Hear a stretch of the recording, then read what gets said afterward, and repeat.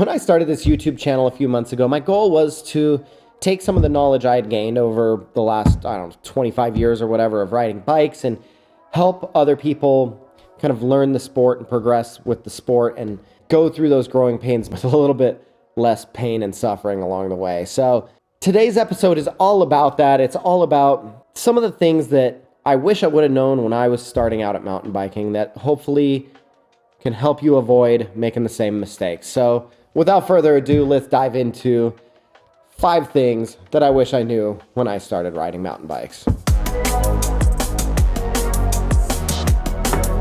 I shouldn't even have to say this, but the first golden rule of mountain biking is that you never, ever, ever, under any circumstances, wear underwear while you're mountain biking. Don't do it.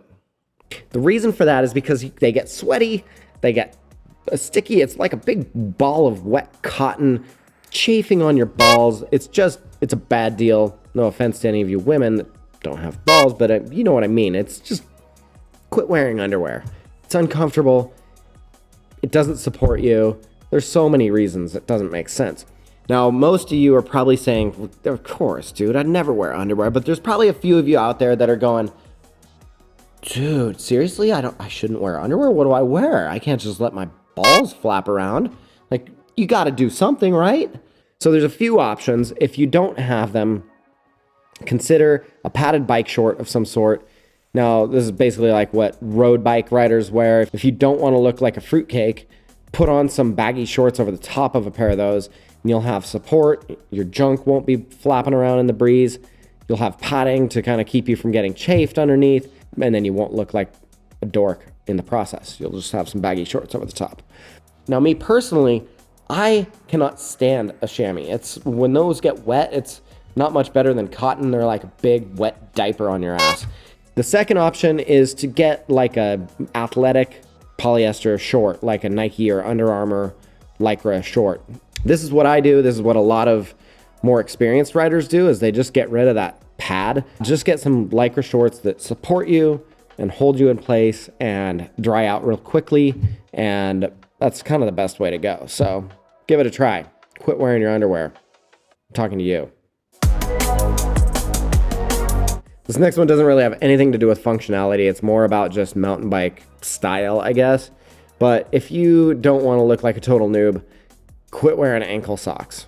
If you wear ankle socks or no-show socks or whatever you want to call them, you look like a bro from the gym. You don't look like a mountain biker.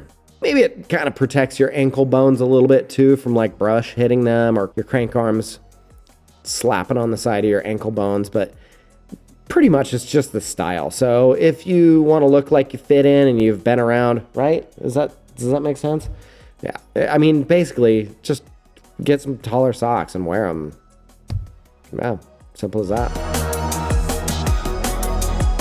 Tip number 3 is to always leave home prepared for the worst, because chances are one of these days you're going to go on a mountain bike ride and you're going to think it's going to be a 1-hour ride and it's going to turn into a 2 or 3 hour ride because something goes wrong.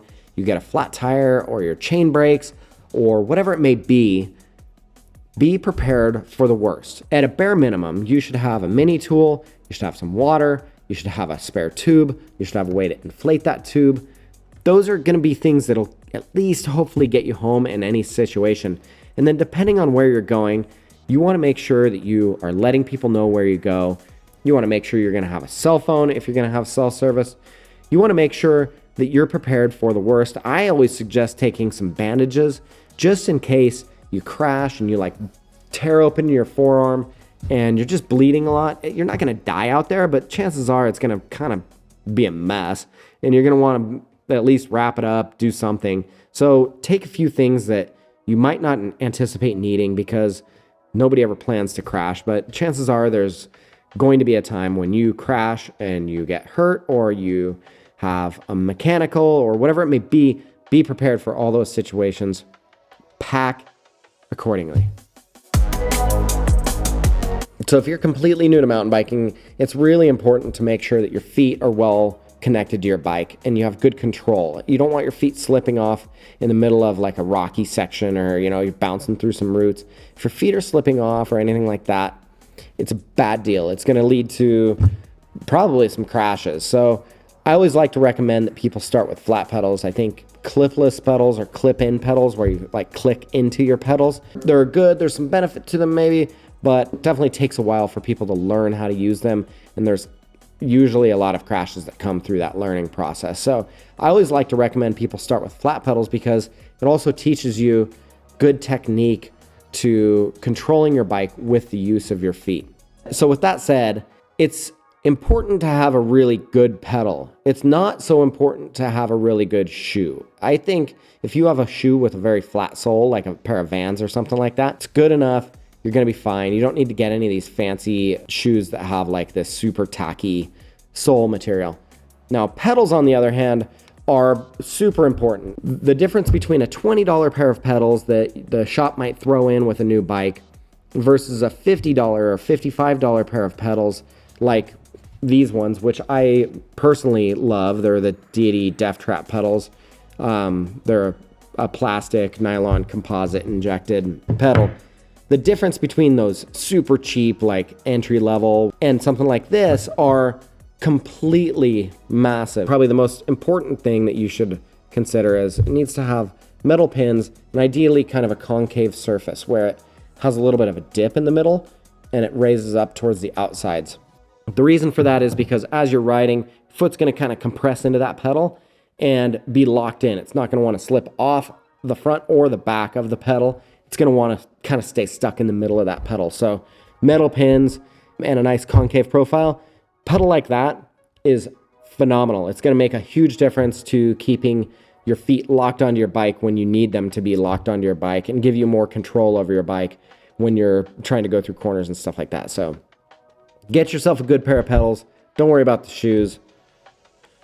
And that's that. The last thing that I see newer riders always struggle with is taking the right amount of water and food on mountain bike rides. If you haven't eaten for a few hours prior to your mountain bike ride, and then you ride for maybe 2 hours, you can start kind of running out of juice pretty quickly. And one thing to keep in mind is that mountain biking it's pretty strenuous no matter what, no matter who you are. 2 hours of mountain bike riding is going to burn 12 to 1600 calories ish. So you need to be eating something somewhere along the line or your body is going to run out of fuel that it can burn. You're going to bonk. And once that happens, it's a pretty ugly place to be. It's kind of a dark hole that you find yourself in. And you definitely don't want to experience that if you're out somewhere remote or nobody else with you has any food. So pack enough food. That was kind of a grim, sad story about how terrible it could be. But I mean, really, like, pack extra food. Look at your food, and if you have a granola bar that's 150 calories, that's not going to be much. That's not going to get you very far. So think about what you're taking and make sure it's going to get you through what you have planned for the day. Nuts are great, fruit's great, all those things. Just something simple. You don't need any fancy energy foods or gels or any of that crap. Take some nuts, take some jerky, something simple. You're good to go. So there you have it. 5 things I wish I would have known when I started mountain biking that I learned the hard way. Hopefully I've saved you a few bits of pain and suffering somewhere along the way. If you found this useful, subscribe to the channel down below because we're going to be doing a ton of videos like this coming up soon. We'll see you at the next one. Peace.